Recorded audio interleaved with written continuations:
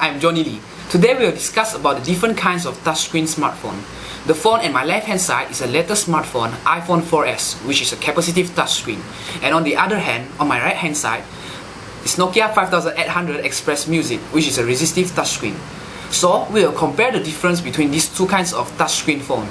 Let us see some definitions of capacitive and resistive touchscreen phone and how they are function. Capacitive sensors are constructed from many different media, such as copper, indium tin oxide, which is known as the ITO, and printed ink. Copper capacitive sensors can be implemented on standard FR4 PCBs as well as on flexible material. ITO allows the capacitive sensor to be up to 90% transparent. In this basic technology, only one side of the insulator is coated with conductive material. A small voltage is applied to this layer, resulting in a uniform electrostatic field. When a conductor, such as a human finger, touches the uncoated surface, a capacitor is dynamically formed. Due to the sheet resistance of the surface, each corner is measured to have a different effective capacitance. For example, iPhone is a capacitive touchscreen phone. The iPhone processor and software are central to correctly interpreting input from the touchscreen. The capacitive material sends raw touch location data to the iPhone's processor.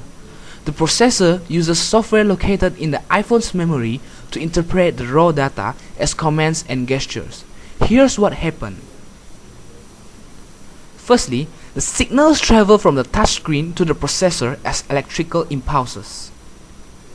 Then, the processor uses software to analyze the data and determine the features of each touch. This includes size, shape, and location of the affected area of the screen. If necessary, the processor arranges touches with similar features into groups. If you move your finger, the processor calculates the difference between the starting point and ending point of your touch. Then, the processor uses its gesture interpretation software to determine which gesture you made. It combines the physical movement with information about which application you were using and what the application was doing when you touched the screen. Then, the processor relays your instruction to the program in use. If necessary, it also sends commands to the iPhone screen and other hardware. If the raw data doesn't match any applicable gesture or commands, the iPhone disregards it as an extraneous touch.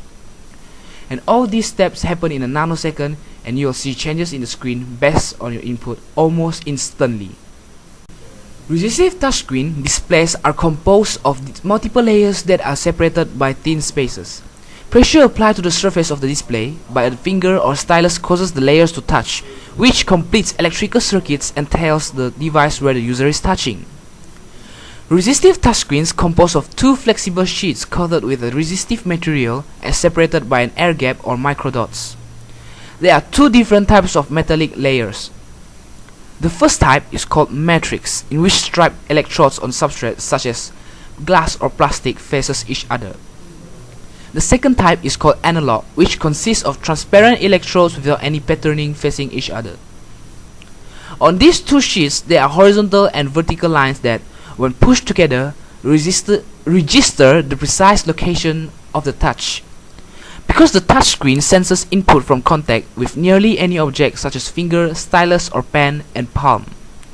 When contact is made to the surface of the touchscreen, the two sheets are pressed together. Many older models of PDA devices use resistive touchscreens as their primary method or interface. These include the original Palm OS line of PDAs as well as HP iPad models and devices sold by Asus, Dell, and other manufacturers. Also, there are some later smartphones that is using resistive touchscreens such as Nokia N9 and LG Optimus HUB. And now we will discuss about the pros and cons of these two touchscreen phones by doing some experiment on it. Firstly, we will test about the effect of pointing materials such as human's finger, pen, and cloth on the phone respectively. Okay, now we will begin by using my finger. As it is a touchscreen phone designed to be used by hand, obviously both phones will react, see?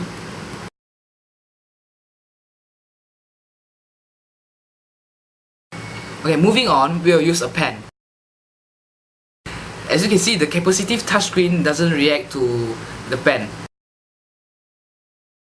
And on the other hand, the Nokia 5800 reacts perfectly to it.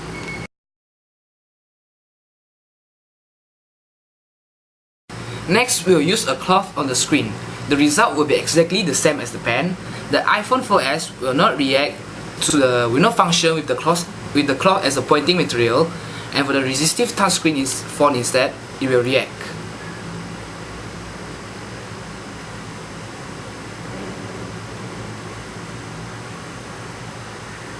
Now we can conclude from the experiment just now that the capacitive touchscreen will not function with pen, cloth or any other material except conductor material. And now we will continue the experiment by putting a layer of water on top of the screen and try to pull it.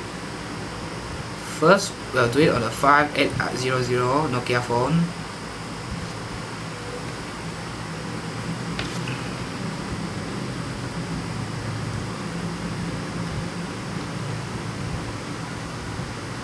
See? It can be pulled when the water is on top of it.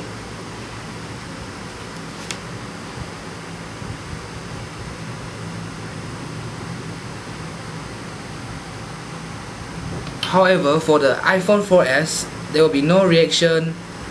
There will be no reaction on the phone touch screen itself. Another advantage of capacitive touchscreen phone is that it can do multi-touch. You can resize it, this big, this small, and this big. You can resize it, you can play around with it. However, the resistive touchscreen cannot resize it. You can only pull it backward and forward. However, you cannot resize it by using multi-touch.